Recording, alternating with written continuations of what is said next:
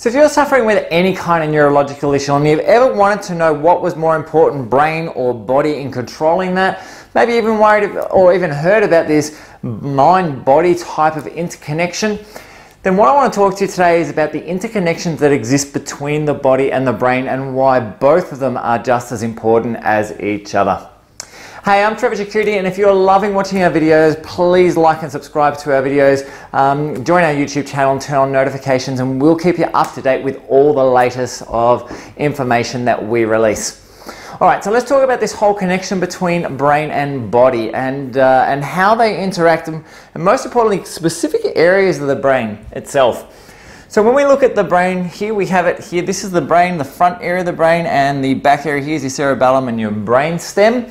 There's a close interaction that exists between the brain and some key areas of the human body.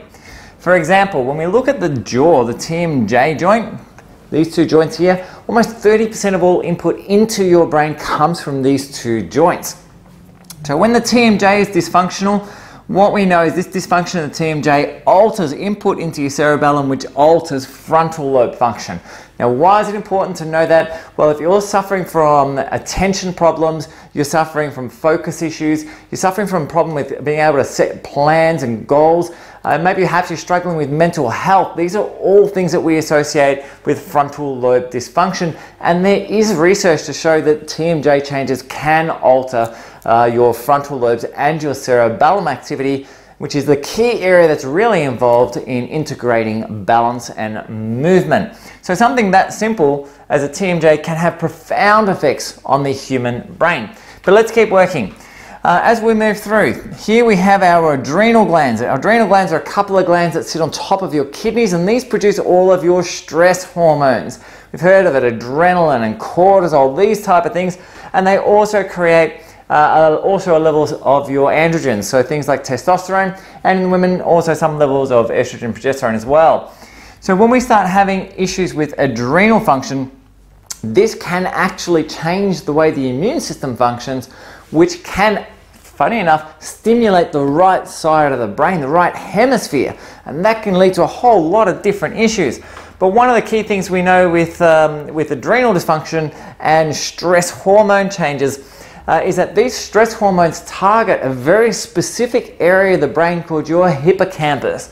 And the hippocampus sits in this little area deep inside this area here, and it is the main off switch for stress. It turns stress mechanism off.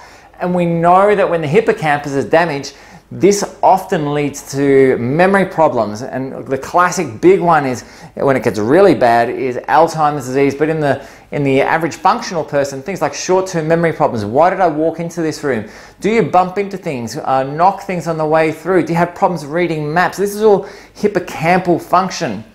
And the other thing we know with the hippocampus is when we start getting this high level of stress hormone for a long period of time, this area really gets dysfunctional.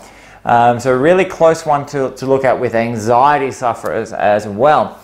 So keep moving forward. We have our immune system directly, the actual immune system itself. And this is crazy important. There is actually interactions that exist between your immune system and your brain. Sounds really weird, but we have receptors for Th1 aspects of our immune system, which are the area of the immune system that attacks everything.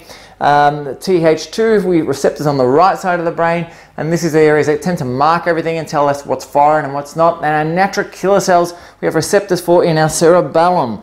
So when we have immune changes, we have brain-orientated changes, and we know this for a lot of different reasons, but one of the key times we see this is with autistic kids, where there's been some evidence showing that some autistic kids will actually come out of the autistic traits whilst they're actually going through fevers during infections. Really interesting stuff, and there's a few theories behind that as well. The other thing we know that certain infections tend to affect the vitamin D receptor, and vitamin D is really pivotal in brain health. So another key thing. Let's keep moving into the gut. We know about the gut-brain connection. There's so many different interactions between the gut-brain connection, it's not funny. Our vagus nerve is a huge link between the bottom of our brainstem, our brain proper, and our gut. It's like a two-way highway that allows them to communicate together. Really, really important. We know specific microbes in our gut help control the production of our brain hormones, our neurotransmitters, our neuromodulators, and a lot of these are actually produced in the gut, and we still actually don't know what they do and why they are there, but we know there's this interaction and that they mimic each other and they change with each other, and gut function is really, really, really important with all of that. We keep moving through to our liver function. Liver produces or has a pathway in it that regulates methylation and acetylation, methylation being one of the more important ones.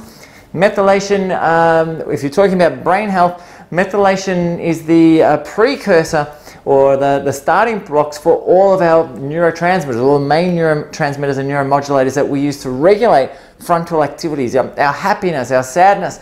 And we also produce these things called CH3 groups, methyl groups. And these methyl groups are our natural antidepressants. They control how quickly these hormones are eliminated. We also know the liver is responsible for producing things like glutathione and metallothionein. And these get rid of free radicals out of the brain. They get rid of heavy metals out of the brain. They help regulate your blood-brain barrier. Really, really critical interaction. Liver is crazy important. We also know energy, the bulk of our energy is produced or at least assimilated through the liver. And when we start having glucose issues, glucose regulation, that carbohydrate, that glucose, has profound effects on the health of our brain and functionality of our brain. Our mouth, as strange as it sounds, our mouth is important. Our gum line, we have bacteria that sit along our gum line, and this is now what we call our oral biome. And the regulation of that oral biome and the delicate balance that involves a specific bacteria called Strep mutans is really, really critical for oral health. And we know these oral health changes are associated with liver changes. We know they're associated with cardiovascular changes, blood supply. These things have profound effects as well. Inflammation control. Our thyroid function is another big one. The thyroid, little gland sits in front of your throat. We know the thyroid gland creates specific hormones that sensitize the receptors that allow those neurotransmitters and neuromodulators to work in the human brain. And we haven't even touched on a whole lot of other stuff. Estrogen tends to stimulate the receptors for dopamine. Serotonin stimulates receptors for serotonin. The progesterone stimulates for serotonin. Testosterone stimulates both in men. Estrogen stimulates the limbic system, the emotional centers. There's this huge interaction between body and brain that is always coexisting. We have this huge dance going on. So when we talk about what is it that affects my brain, what is it that really changes my brain? Well, this is an example of what it is. It is not brain, it's not body, it's the interconnection between everything that makes all of this turn into this healthy mess. You know, guys, if you have any questions on the interactions between your brain, your neurology, and anything else, please just post them up. Happy to happy to answer any questions you may have. Otherwise, if you have any other questions that are personal, please just feel free to message me. I'm constantly on the phone and responding to messages all the time. My team are always ready here to help you in any way, shape, or form that we can. Otherwise, it's bye for me for now, and I'll catch you in the next vid. See you guys.